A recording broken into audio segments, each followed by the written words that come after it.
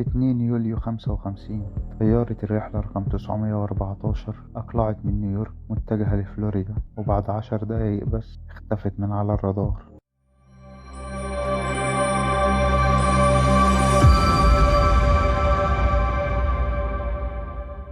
لكن القصة الحقيقية بدأت بعد 37 سنة كاملة لما الطيارة رجعت تاني. الطيارة كان فيها 57 راكب وأربعة من الطاقم. آخر رسالة من الطيار كانت: احنا بنمر في سحابة غريبة، كل حاجة حوالينا بقت باللون الأبيض. واختفوا من بعدها لمدة 37 سنة. بحثوا عنهم لمدة 3 شهور، لكن مفيش أي أثر ولا حطام ولا حتى جثث. وفي 9 سبتمبر 1992 في مطار كاريكاس بفنزويلا الطيارة ظهرت تاني فجأة. برج المراقبة للمطار كان مرعوب: احنا شايفين طيارة قديمة رقمها N914 ودي مش موجودة في السجلات عندنا. الركاب نزلوا مرعوبين من المنظر، شرطة وحكومة وهيئات تحقيق، وكانوا مصدومين لما عرفوا ان السنة ديت سنة 92 مش 55. ودايما كانوا بيقولوا ان هم لسه في سنة 55، بس اللي كان بيأكد كلامهم ان التذاكر كانت اصلية من سنة 55، وان ساعات الركاب كانت واقفة عند الساعة 9:55 دقيقة. والطيار اختفى مرة تانية بعد 3 ايام. الغريب في الموضوع